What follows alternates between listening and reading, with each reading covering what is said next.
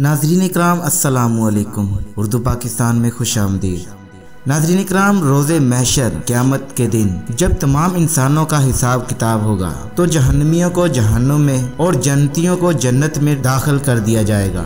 बेशक जन्नत बहुत बड़ी है जिसका अंदाज़ा ना हम लगा सकते हैं ना कभी सोच सकते हैं। नाज़रीन इकराम, जो सबसे आखिरी जन्नती होगा, जन्नत में जाने वाला सबसे आखिरी जो इंसान होगा, उसका मुकाम क्या होगा।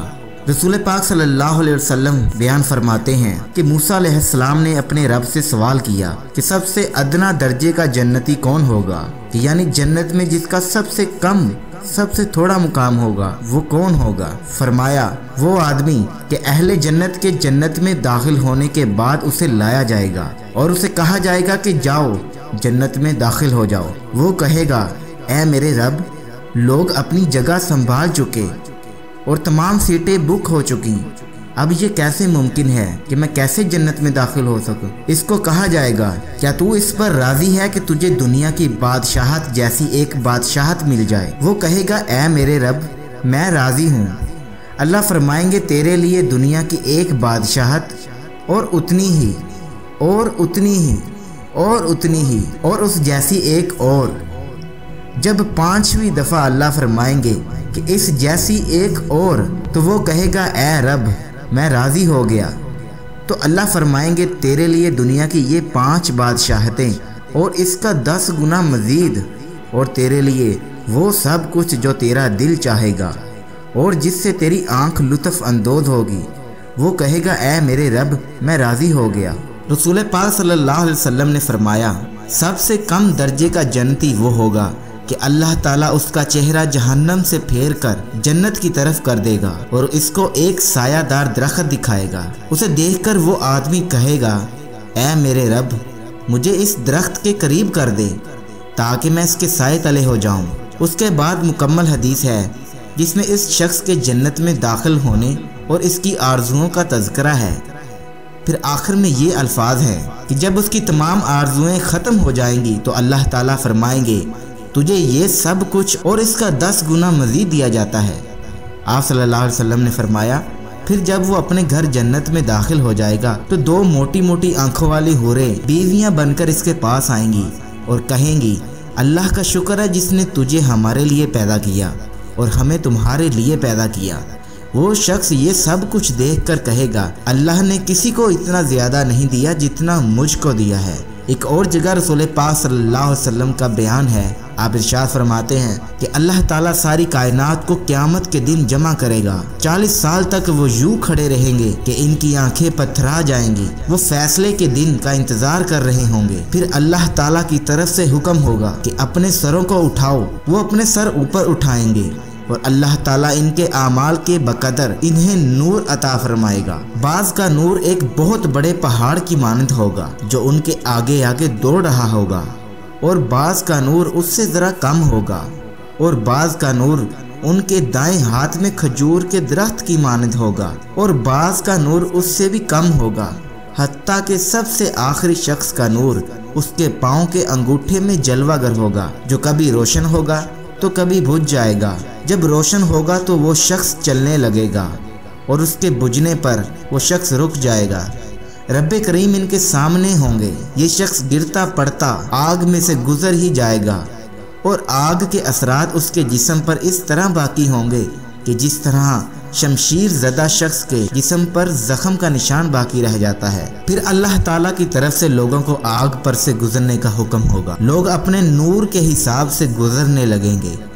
बाज पलक झपने की तरह से गुजर जाएंगे और बाज बिजली की तरह, बाज बादल की तरह और बाज रात के वक़्त शैतान पर टूटने वाले सितारे की मानंद, बाज हवा की तरह गुजर जाएंगे और बाज दौड़ने वाले आदमी की तरह कि जिस तरह आदमी दौड़ता है, और आखिरकार वो शख्स जिसके पाँव के अंगूठे पर नूर जलवागर होगा, वो शख्स मुंह और पाँव के बल गिरता पड़ता गुजरेगा। कभी उसका हाथ फिसलेगा और कभी पाँव फिसलेंगे। आग उसके पहलुओं को छुएगी। वो इस तरह गिरता पड़ता और आग से इस तरह लड़ाई लड़ते बिल आखिर जहन्नुम से निजात पा जाएगा।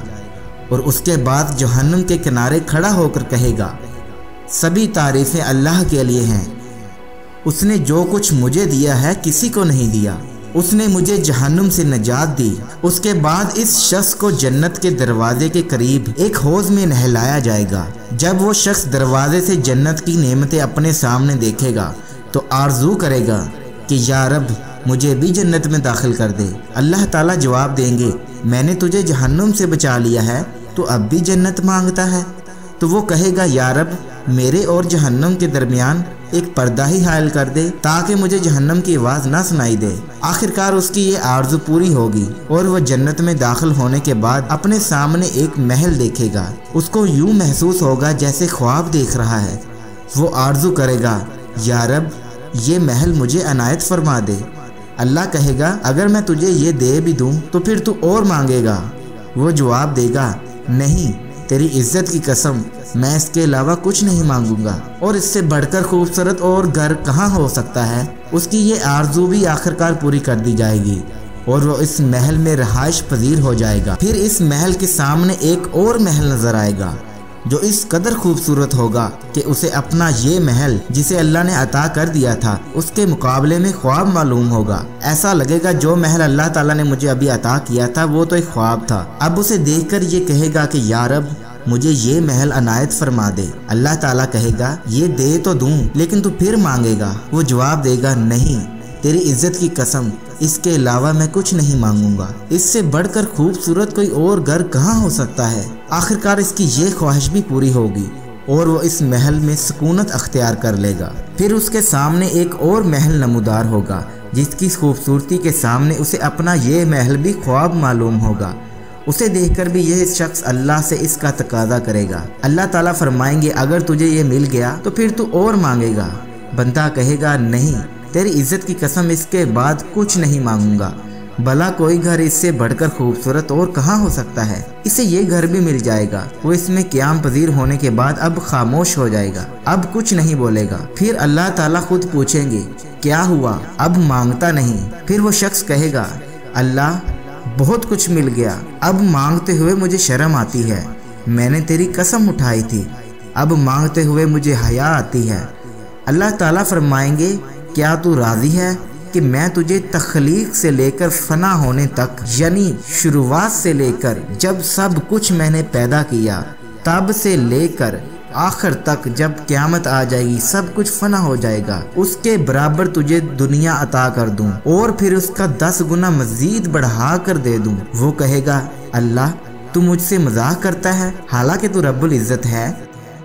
اللہ تعالیٰ اس کی یہ بات سن کر ہنس پڑے گا اور فرمائے گا نہیں، یہ مذاق نہیں، میں تجھے یہ سب کچھ دینے پر قادر ہوں، جو مانگنا ہے مانگ۔ تو وہ کہے گا اے اللہ مجھے بھی جنتی لوگوں میں شامل کر دے۔ اللہ اسے جنتیوں کے ساتھ شامل ہونے کی اجازت دے دے گا اور وہ شخص خوشی سے اچھلتا کودتا جنت میں داخل ہو جائے گا۔ جب جنتی لوگوں کے قریب پہنچے گا تو سامنے اسے خوبصورت ہیرے کا بنا ہوا ایک محل نظر آئے گا جسے دیکھ کر وہ اپنا سر سجدے میں رکھ دے گا۔ پھر اس شخص کو کہا جائے گا تجھے کیا ہوا، اپنا سر اٹھاؤ۔ وہ شخص کہے گا سامنے میرا پروردگار جلوہ فروز ہے۔ پھر اس شخص کو بتایا جائے گا وہ تو تیری رہائش گاہ ہے، وہ تیرا پروردگار نہیں ہے۔ پھر ایک شخص اس کے سامنے آئے گا تو وہ جنتی اس کو رب سمجھ کر سجدہ کرنے کے لیے تیار ہو جائے گا۔ تو وہ کہے گا رک جائیں، کیا کرتے ہیں؟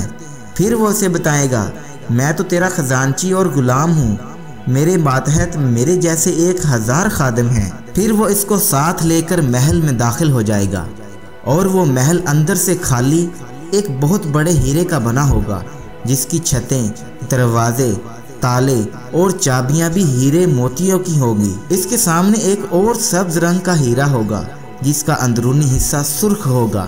اس کے 70 دروازے ہوں گے، ہر دروازہ اندر سے سبز ہیرے جواہرات کے محل کی طرف کھلے گا اور ان جواہرات کے بنے ہوئے ان اندرونی کمروں میں سے ہر کمرے کا رنگ دوسرے سے مختلف ہوگا۔ ہر کمرے کے اندر مسحریاں بچھی ہوں گی اور خوبصورت بیویاں اور خادمائیں وہاں پر چشمے برآں ہوں گی۔ ان میں سے سب سے کم ترین انتہائی سیاہ اور سفید آنکھوں والی حور ہوگی۔ وہ 70 لباس زیب و تن کیے ہوگی جن کے پیچھے سے اس کی پنڈلی کا گدا صاف نظر آ رہا ہوگا۔ اس حور کا جگر اس جنتی کے لیے آئینہ ہوگا اور اس جنتی کا جگر اس حور کے لیے آئینہ ہوگا۔ جب یہ جنتی ایک دفعہ اس کو دیکھے گا تو اس کی نظر میں اس حور کا حسن پہلے سے 70 گنا اور بڑھ جائے گا، اور جب یہ حور اس جنتی سے ایک دفعہ رخ ادھر کرے گی تو اس جنتی کا حسن حور کی نظر میں 70 گنا اور بڑھ جائے گا۔ جنتی اس حور کو مخاطب کر کے کہے گا، اللہ کی قسم تم میری نظروں میں 70 گنا اور خوبصورت ہو گئی ہو۔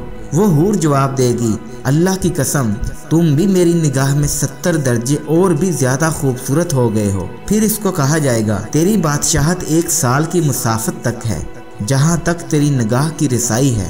راوی کا بیان ہے کہ حضرت عمر رضی اللہ تعالی عنہ نے یہ سب کچھ سن کر حضرت کعب رضی اللہ تعالی عنہ کو مخاطب کر کے فرمایا کہ اے کعب، سنا ام عبد کے بیٹے یعنی عبداللہ بن مسعود نے ہمارے سامنے آخری درجے کے جنتی کا یہ مقام بیان کیا ہے، تو پھر سب سے اعلیٰ درجے کے جنتی کا مقام اور مرتبہ کتنا بلند ہوگا۔ تو انہوں نے کہا، اے امیر المومنین، اسے اللہ تعالیٰ ایسی عظیم نعمت عطا فرمائے گا جو آج تک کسی آنکھ نے نہیں دیکھی، نہ ہی کسی کان نے اس کے متعلق سنا۔ اللہ عز و جل نے ایک گھر بنایا، اس میں طرح طرح کے پھل، مشروبات اور بیویاں، غرض جو چاہا اس میں رکھا، اور پھر اسے بند کر دیا، اور دنیا کی کسی مخلوق نیز جبرائیل اور کسی فرشتے نے بھی اس گھر کو نہیں دیکھا۔ پھر کعب رضی اللہ تعالی عنہ نے قرآن مجید کی یہ آیت پڑھی۔ ترجمہ: ان کے اعمال کے بدلے آنکھوں کی ٹھنڈک کا جو سامان اللہ نے ان کے لیے چھپا رکھا ہے، کسی ذی نفس کو اس کی خبر نہیں ہے۔ اس کے علاوہ اللہ نے 2 باغ پیدا کیے اور انہیں نہایت ہی زیب و زینت سے آراستہ کیا، اور اپنی مخلوق میں سے جس کو چاہا وہ باغ دکھا دیے۔ پھر فرمایا، جس کا نام علیین میں درج ہے، ان کی رہائش گاہ وہ گھر ہے جس کو کسی نے نہیں دیکھا۔ اس کا جنتی جب اپنے اس گھر سے اپنی بادشاہت کی سیاحت کے لیے نکلے گا تو اس کے چہرے کی روشنی جنت کے ہر خیمے میں پہنچے گی، اور سارے جنتی اس کی خوشبو سے شادہ و فرحاں ہو جائیں گے اور کہیں گے، کس قدر پیاری خوشبو ہے، یہ تو علیین کے اس جنتی کی خوشبو ہے جو اپنی بادشاہت میں سیاحت کے لیے نکلا ہے۔ حضرت عمر رضی اللہ تعالیٰ عنہ جنت کا یہ تذکرہ سن کر بے اختیار بول اٹھے، کعب، یہ دل اپنی جگہ چھوڑ رہے ہیں، ان کو قابو کیجئے۔ تو کعب نے فرمایا، اس ذات کی قسم جس کے ہاتھ میں میری جان ہے، روز قیامت جہنم جب سانس لے گی تو تمام انبیاء اور رسول اور فرشتے اپنے گھٹنوں کے بل گر پڑیں گے، حتیٰ کہ اللہ کے خلیل ابراہیم علیہ السلام بھی رب نفسی یا رب مجھے بچا لے، یا رب مجھے بچا لے، اس کی صدا لگا رہے ہوں گے۔ اس دن اگر 70 انبیاء کے اعمال بھی تیرے اعمال میں شامل کر دیے جائیں تو بھی تو یہی سمجھے گا کہ نجات نہیں ہو سکے گی۔ رسول پاک صلی اللہ علیہ وسلم نے فرمایا، سب سے کم درجے کے جنتی کو جنت میں یہ مقام ملے گا کہ 1000 خادم اس کے آگے پیچھے ہوں گے، اور ہر خادم کا کام ایک دوسرے سے مختلف ہوگا۔ ناظرین اکرام، یہ ہے وہ ادنا جنتی، سب سے آخر میں جنت میں داخل ہونے والا شخص کہ جس کو اللہ تعالیٰ تخلیق سے لے کر فنا ہونے تک، یعنی پیدا ہونے سے لے کر روز محشر تک جتنی کائنات اللہ تعالیٰ نے تخلیق فرمائی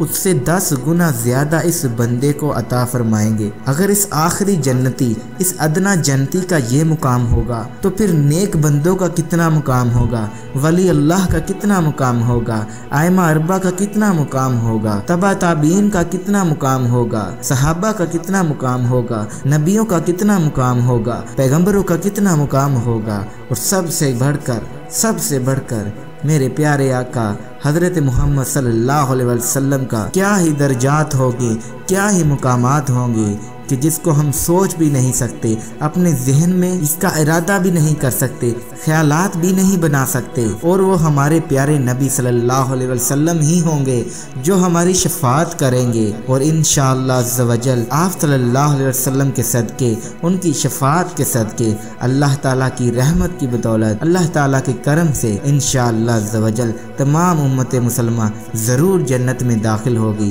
میری دعا ہے اللہ تعالیٰ ہم سب گناہ گاروں کو معاف فرما دے، تمام پچھلے گناہ تمام خطائیں معاف فرما دے، اگلے ہونے والے گناہوں سے بچائے، گناہ والے کاموں سے محفوظ رکھے، ہر اس کام سے محفوظ رکھے، ہر اس بات سے محفوظ رکھے جو اللہ تعالیٰ ناپسند فرماتے ہیں، اور ہر اس چیز میں دل لگا دے، ہر اس چیز سے محبت پیدا کر دے جس کو اللہ تعالیٰ پسند فرماتے ہیں۔ آخر میں اے اللہ، میں یقین رکھتا ہوں، مجھے بھروسہ ہے تیری رحمت پر کہ تو مجھے معاف کر دے گا اور جنت میں داخل کر دے گا، ہماری پوری امت کو جنت میں داخل کر دے گا۔